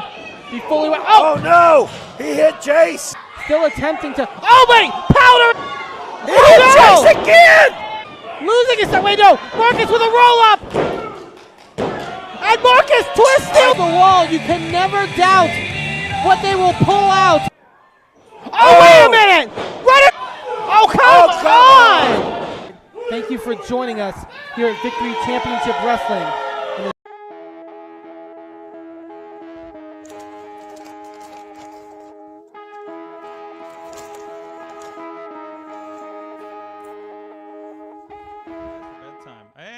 It's past everybody's bedtime. Wrestling Mayhem Show 916 answers a question on social media. Is Paul Heyman okay? Hashtag WMS916. Also, if you are interested in helping out the Wrestling Mayhem Show, we are looking for people to help us out with the social media because I'm losing a lot of sleep. And we can help you out, get into social media, video editing, and you can help the show out and be a part of the show that way here with the awesome cast in this. Hey, good times at WrestlingMayhemShow.com. What's that email address again? Good times at WrestlingMayhemShow.com. That's a good callback. You know who There you needs go. a shout out to real Who's quick? that? Sorg? Who's that? True Prince of Pro for all the gifting that he does. Oh my God, I have tried to give him things for the work he does on 880 for us with all that gifting, and he has denied it. I should just hire him. He makes us look good, man. He's a good dude. Matt, let's get on. He DMs. gets he got great gifts of the coffin flop. That's another.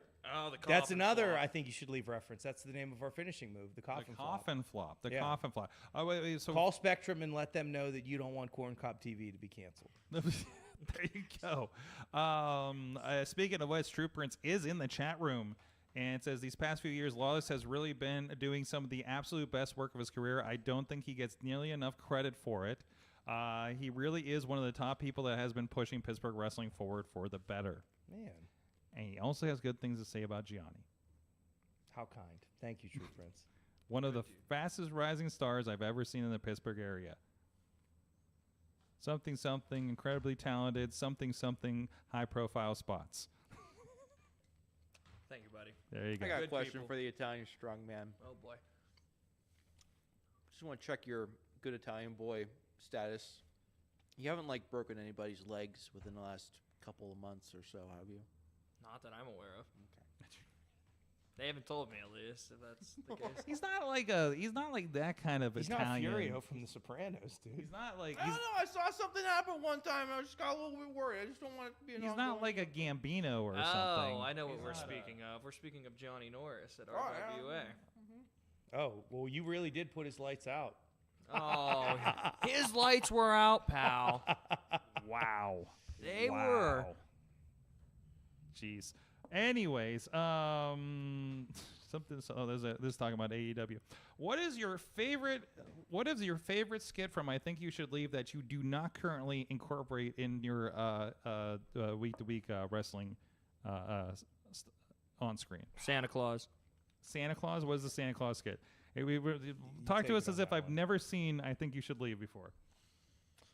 Well, you got Santa sitting there doing a press interview for his new movie On AOL Blast. on AOL Blast.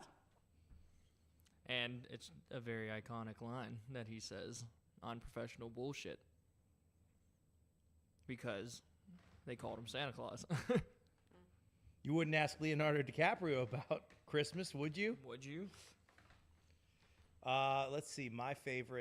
One of my favorite skits that's not even part of I Think You Should Leave, but part of the Tim Robinson universe is it's at the end of the episode called The Characters, which is Tim Robinson's 30 minutes. Yeah, you were telling me about this. Yeah. And it's him going to buy a gun. And he is claiming that the gun is for his protection, but he is also making threats to people that have kept him from using the bathroom because he does an absolute paint job. So, like, for instance, it's like, well, if it isn't the manager at Red Robin who told me I couldn't use the bathroom anymore because I did an absolute paint job. So that's probably one of my favorite. Have you been to a Red Robin? I think everybody does an absolute paint job in there. Red Robin's awesome, by the way. Red Yeah. Robin's awesome, but the bathroom could use some work. Steak fries. If it's from I Think You Should Leave proper, then I think probably my favorite skit that we don't incorporate in is the gift receipt.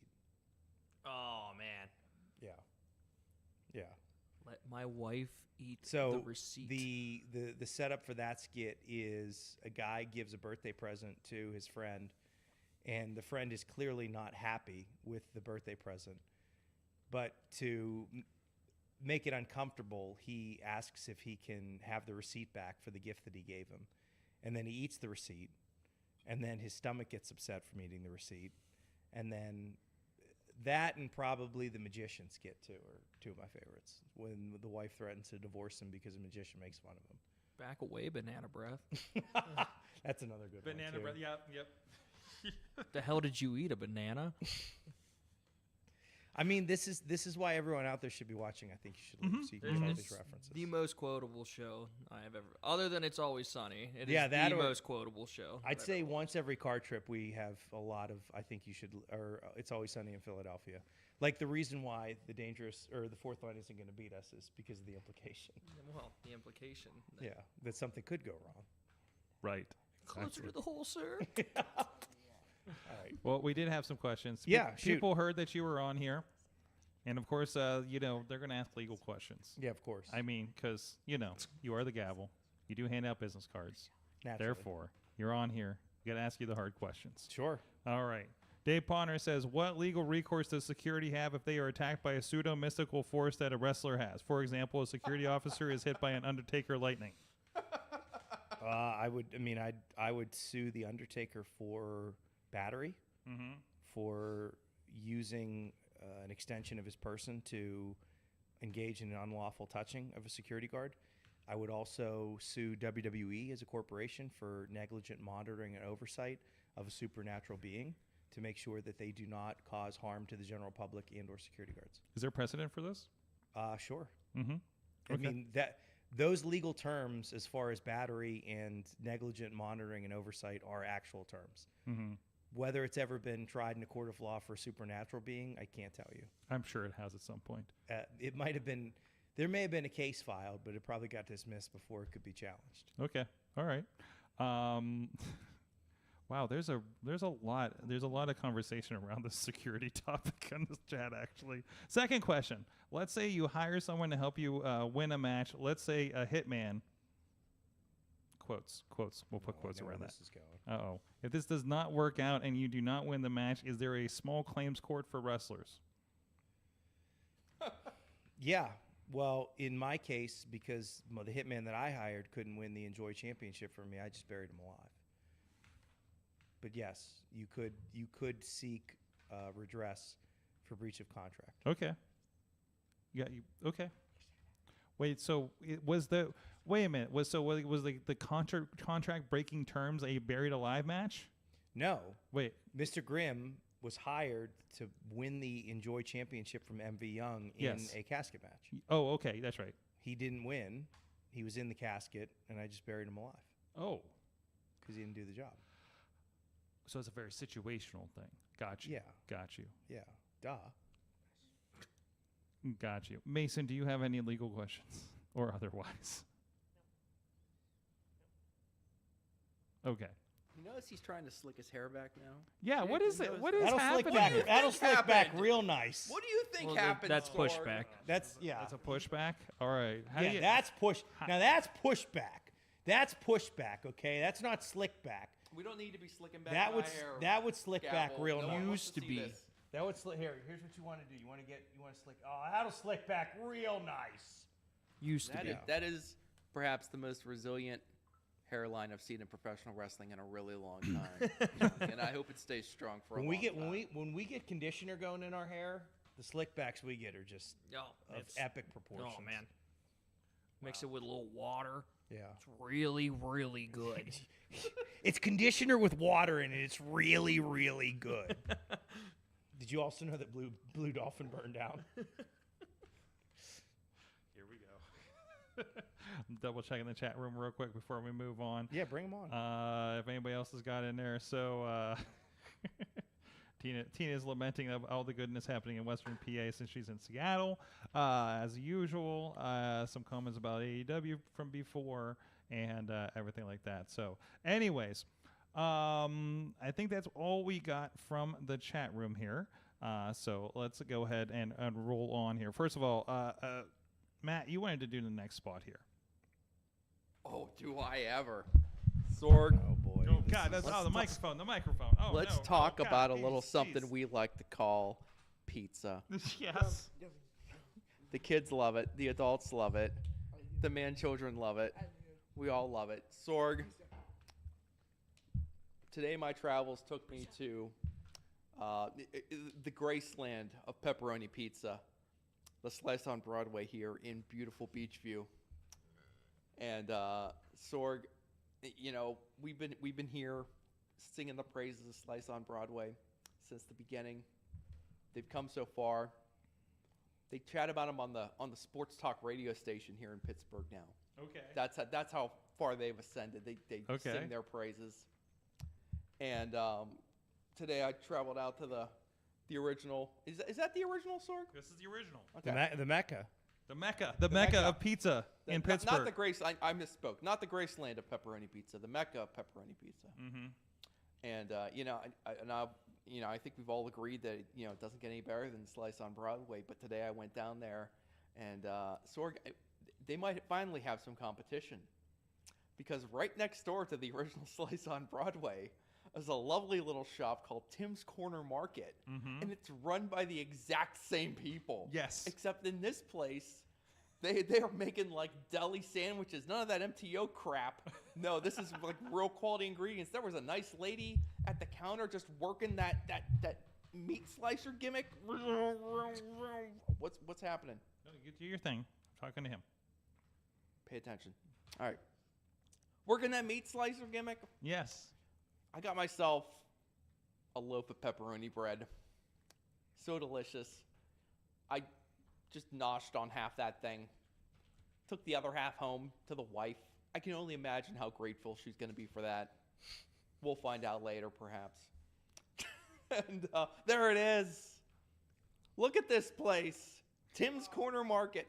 All the trappings of your favorite convenience store, plus just hoagies and grinders, sandwiches, pepperoni bread. Sorg, why did you not tell me about this place before? I had to find it on my own. Look at this place. You had to stumble on this place. I had to stumble upon it, and I'm so glad I did.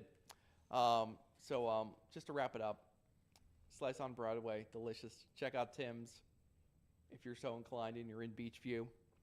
Indeed, pepperoni pizza, so good, so iconic, so delicious. You will leave the last slice abandoned in the back room of your office for perhaps weeks on end as a monument to that night when you had the best damn pepperoni pizza on God's green earth. I feel like we need New to York explain- style, yins are made. Back to you. I think we need to explain that last part. Okay. Why do I have to explain? I've been listening when I to was their out of jokes town- from listen. this show I've never seen for the entire show, Listen. Sorg. I don't know anything about what they're talking about. listen. So I was in Philadelphia for WrestleMania, and I let everybody use the back room, use the studio for a WrestleMania party without me or my wife. So we left. Riz in charge. This is where the etiquette question for pay-per-view parties is coming. Yeah, this up, is part of isn't it? what happens with the etiquette question that we're going to talk about on the Patreon. And I went from the Philadelphia trip to California I was here for a week before another California trip, and I found like 3 slices left in the back that had been living there in the back. And how'd they taste? Pretty good. Yep. See? Pretty good. And that's a Pretty good. testament to the staying power of Slice on Broadway. This is true. I mean, it's not petrified pizza in the back of Chad the Shad's car signed by Chess Flexor good, but, anyways, it is that time of the show to find out what did you learn from wrestling this week. I can start this one. I learned, and I'm trying to get a clear answer. I started messaging, and we had a little bit of conversation. I learned, so Lady Frost comes out, and she's got that wolf over her shoulder. Yep. Turns out it has a name. There was a post the other day by a fan who apparently, and I talked to her, I was like, what is the deal? Is this canon? The fan had come up and had established that the wolf's name is Leonard.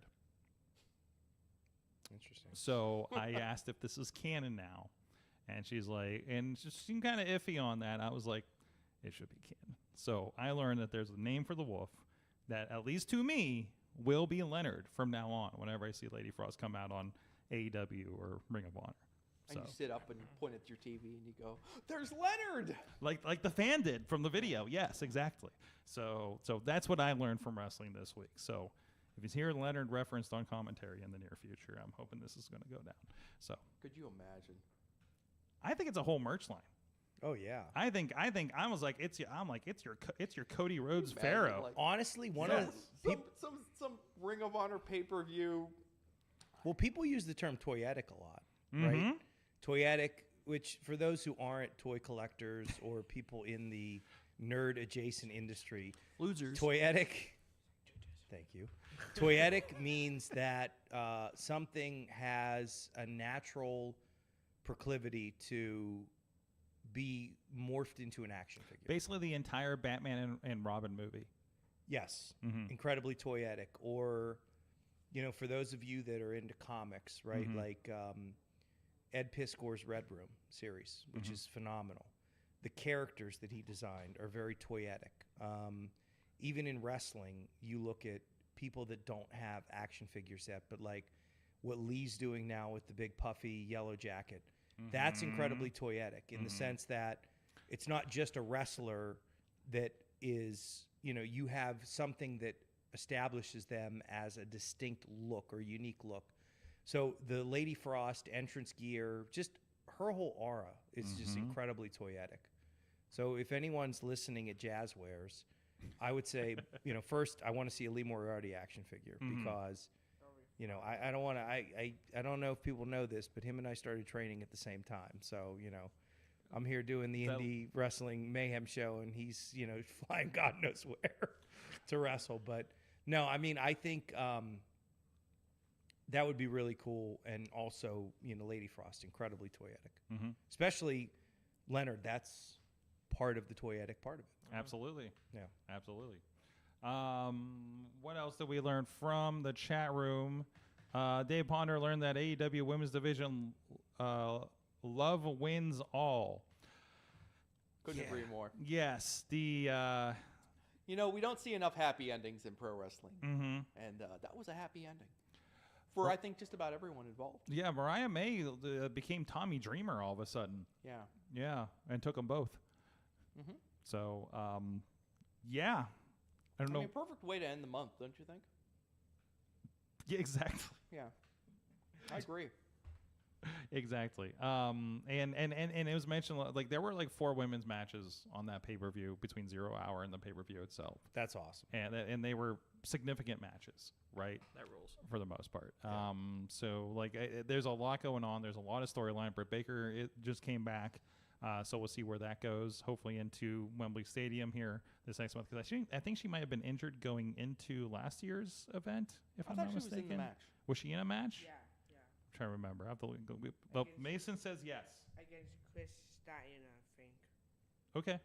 I think you made up that part, but No, it's actually. I thought she was in that 4-way. No. After the 4-way, she faced Chris Stein and she went, goodbye. Goodbye. Okay. So there you go. So we'll see what's happening there. More Pittsburgh action happening there. Matt, what did you learn from wrestling this week? Trying to think about it. I feel like I've already said everything I've learned. I don't really hold back.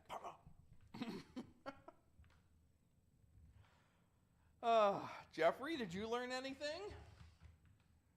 I don't know, Sorg. I don't know what I learned. I usually have a good answer for this. Mason, what did you learn I've from learned wrestling that this I'm week? not watching enough wrestling, apparently. What? I have not learned it. I learned that he's not watching enough. I think you should leave either.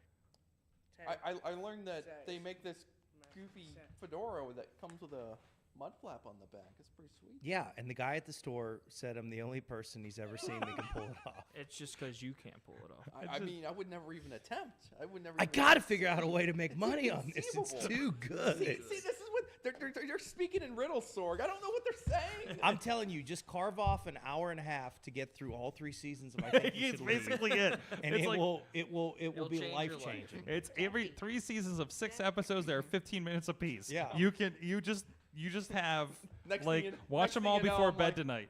I'm on the phone. Oh my God, David, Gavel, I can't believe this. See? You start texting me like, "Oh my God, I get the stakes now. What's happening back there? What is he wrestling the alien?" The alien has become a self-actualized normal enough. being. Oh, there you go. Jeffrey. Jeffrey, it has Jeffrey, a name. I'm sorry. Gianni, Is what it Jeffrey with a J or Jeffrey with a G? Jeffrey with a G, like the Toys R Us. Like the giraffe. Toys R Us? Nice. Nice. Nice. R.I.P. Toys R Us. Making a comeback, though. Ish. Have you been to one of those in the Macy's? It's kind of sad. everything in a Macy's is kind of sad. Well, Have it's you a have you been to Macy's. the finish line in a Macy's? There's a finish line in the Oh, Macy's? that's really Oh, sad. no. They just like Total decided butt to cheeks. contain all the failing stores inside the Macy's. You know from what now I'm waiting on? for? Is that what's KB happening? Toys needs to come back. Yes. KB Toys was sweet. There is a quote unquote actual Toys R Us in the American Dream Mall outside of MetLife Stadium. Okay. Nice. I am so excited for my friend Gary and I are going up to Cincinnati to watch my best friend Rishi's band open up for Bowling for Soup. There's a place called the Toy Department that looks like the greatest toy haven you've ever seen. And especially being close to Cincinnati where Hasbro was. I'm so excited. That's all. I did get to go to the Mattel corporate store in LA. Nice. That was nice. That'd Well, be pretty it was across the street from where we were staying for New Japan like a year ago, and it was an in and out flight, and my flight was before they opened. Yeah. So when we went back for another work trip, I was like, we're stopping on the way to the airport. Sure. Because it's right there, and they had some pretty cool stuff. Entire line, like the latest WWE figures and everything. Like we have some. I grabbed some scratching dents. Actually, that's where these Ninja Turtle guys came Dude, from. the new line of Teenage Mutant Ninja Turtle wrestling crossovers with Roman Reigns as Shredder. Oh, So good. So good. cannot wait Yes. to buy 2 of every one of those to knock over a child in Target. Or I'll tell you a funny David story Lawless too. will knock over a child in Target. You heard it here. It's true. One of the most That's what I learned. one of the most poignant moments that my girlfriend and I had was when it was Sunday morning and I forced her to go to Target with me before yoga class. And I saw a That guy. is a sentence. That is a hell of a sentence right there. I saw a guy with his wife or girlfriend walking out of Target holding an exclusive Target 4-pack of the original Eastman and Laird NECA Turtles, which I didn't know was out yet. And not only did the guy, we knew we were toy collectors from just seeing each other, but then he gave me he's like, here's the barcode if you want to, and if you talk to the employee in the back, tell him this is the code to go find it. And I don't think my girlfriend could conceptualize what was happening. She's like, this can't be real. Speaking in tongues. And then to have the Target employee, this person saw me coming and was probably like, shit, I got to go to the back again and get this nerd some fucking toys too. But it was pretty sweet. That's amazing. The Hello Kitty or Animal Crossing line there is pretty crazy with that too. Yeah. So. Yeah, and then Target. sometimes Target, when you get the toys, I committed a little bit of a Target malfeasance recently, but there was a new Batman action figure that came out that I bought because, I don't know if anyone knows this from looking at the tattoos on my arm or my legs, but I'm a big comic book guy. And they scanned the figure at the register, and it wasn't coming up in the system. And I've played this game before where I know that they put the toy out several days early before it's supposed to be released on the street date. Now, the good Target employees know you can't actually sell that to the person, but the gentleman that I was interacting with at this point who could have given 2 shits what was happening was like, do you remember the price on this? I'm like, yes, I do, sir. And I did pay full price for it, but I got the figure a couple days early. Nice. So anyone who was looking for the Batman Gold Series Arkham of the Batman at Target and Harmer, I'm sorry. I bought them all before the street date. Yes, I got the next Why did one. you raise your hand? You gotta raise your hand in this environment. Okay. What I learned from wrestling this week.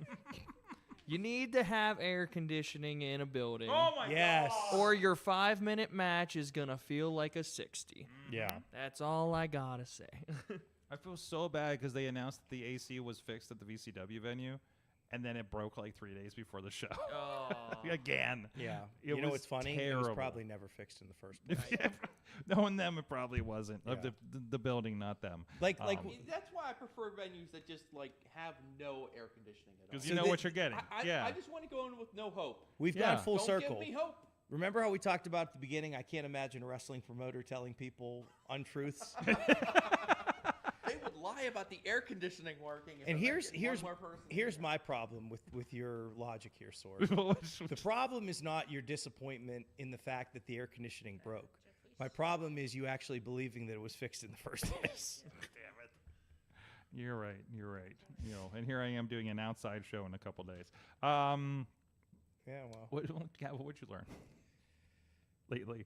I'm gonna also pile onto Gianni and say that that a wrestling ring and the canvas can feel like an ice skating rink when it gets sweaty enough. In 95-degree weather. Yeah, but no. One of the things I learned in wrestling this week, which I'll just kind of dovetail into what I was talking about before, since it's been a while since I've been on the show, is that it never stops being fun. Never stops being fun. And even the healthy debate that we had earlier about AEW and its style and everything, I mean, we're talking about professional wrestling.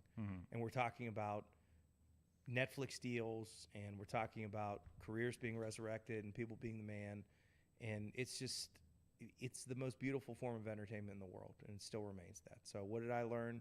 Something I've known my whole life, but it reaffirmed that wrestling is still and always will be the coolest thing to do and watch. Number one. Yeah.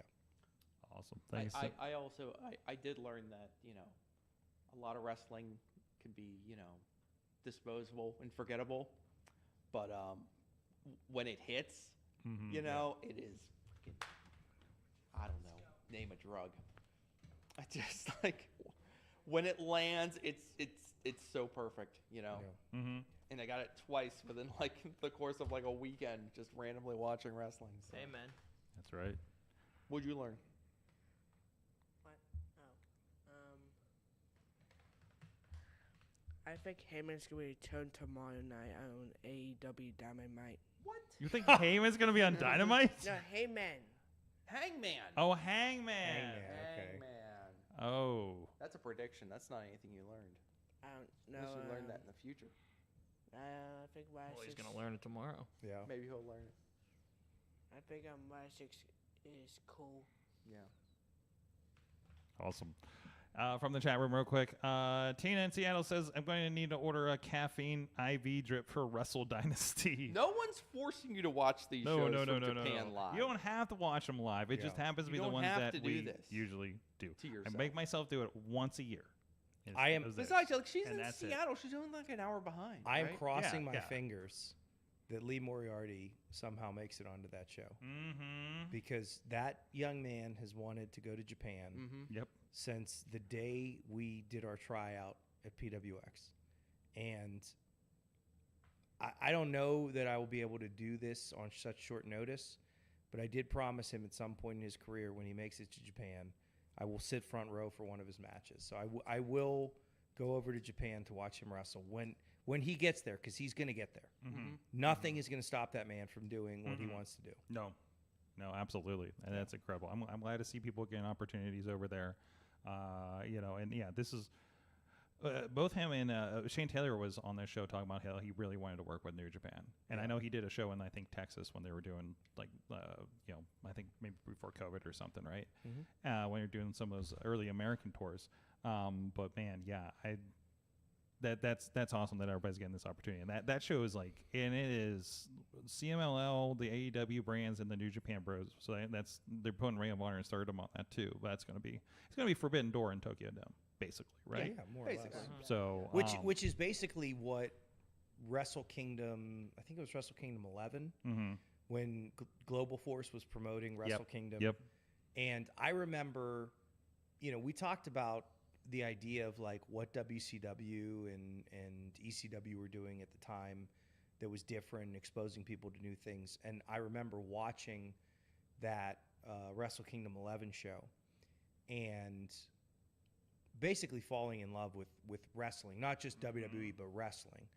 And that was really the sprinkling of what inspired me to start getting in shape to become a professional wrestler. Yeah. I must have watched Tanahashi and Okada from that show 4 or 5 times, because that was back when you could order pay-per-views and record them to your DVR and then rewatch them. But I mean, I remember that was the first time I saw Kenny Omega. I think the Young Bucks were in a 4-team tag match to open that show for Wrestle Kingdom 11. AJ Styles fought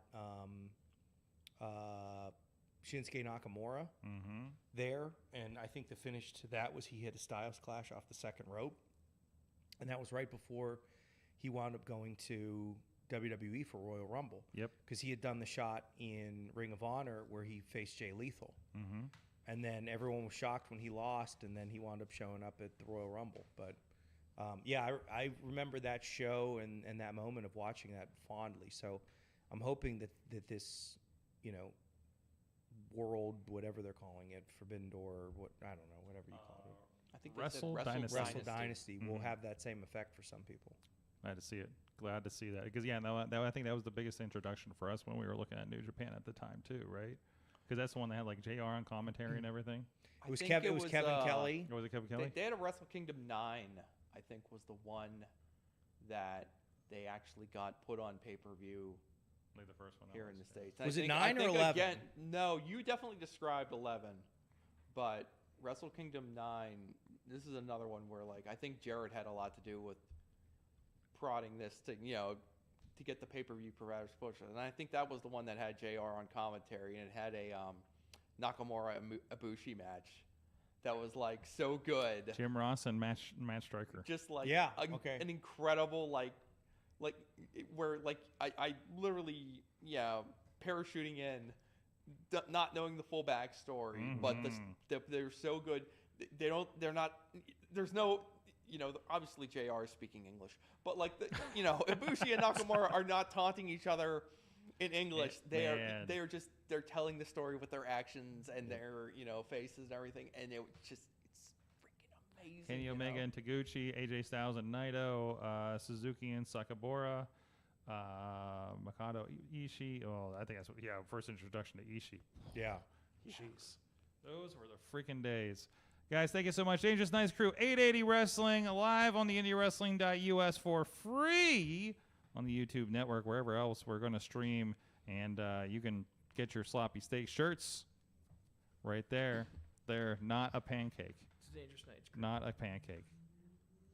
Thank you guys so much. Thank you, Matt Carlins, for hopping in, and Mason Mania hanging out too, and Jeffrey in the with a background. G. With There a you G. go.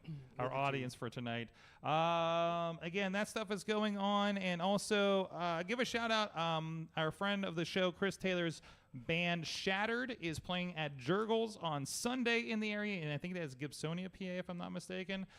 Opening for some guy named Chris Jericho and some band named Quarantine that is doing Kiss covers of the no face paint era. It's very specific. That's like That's very that reminds specific. me of Step Brothers. when- 80s Joel, Yeah, Uptown Girl. We only do doo-wop 80s Joel. Get your whore wife out of here.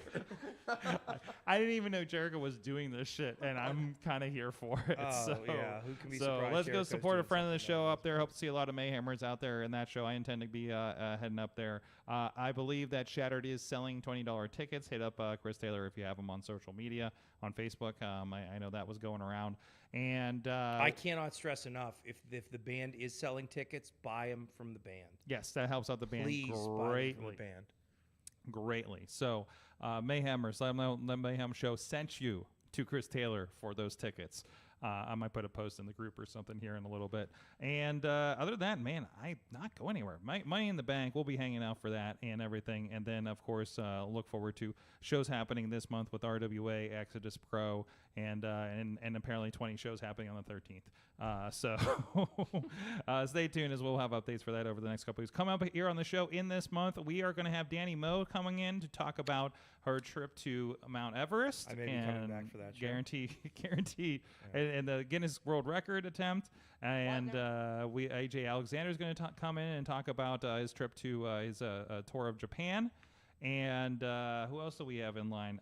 We have a few other people in line that are escaping my brain right now. You had me at the end. The entire Troublemakers will be coming in here. All three or all 3 or 4. I don't know. 3 or 4 of them. I don't know how many is going to be there in the group by the time they get here. It's a lot of How many trouble. troublemakers are there? There's at least 4 now. There's When I 4 booked now. them, there were Like 3, I sons in there thought. Oh, God. Yes. Is Spectre going to let anyone talk, or is it just going to be Glenn Spectre talking? That's to what him? I'm wondering. That's what I'm wondering. That's an FACKT and XYZ tact. I love Glenn Spectre. He brings an energy. That's for damn sure. Yes, he does. In front of and behind the camera. So He's the best wrestler I've ever seen. Just ask him. A lot of other fun stuff. I think Savage Gentleman Richter Benjamin's going to be here at the end of the month talking about their new boxing gym. Punch King Fitness. That's right. Punch King Fitness up in Wexford. I think it's Wexford. It's up north. It's all Pittsburgh. It's all Pittsburgh. Yes, all Western. It's all southwestern PA. It's all Pittsburgh. It's all Pittsburgh. Here. Thank you guys so much. Stay tuned for the Patreon if you're in that loop. We'll see you next time. Mayhem out. Just wait, just wait, just wait, just wait. Wait for the perfect time, then attack. Don't give up what you want, take it back. Wait for the perfect time, then attack. Do what you This show is a member of the Sorgatron Media Podcast Network. Find out more at sorgatronmedia.com.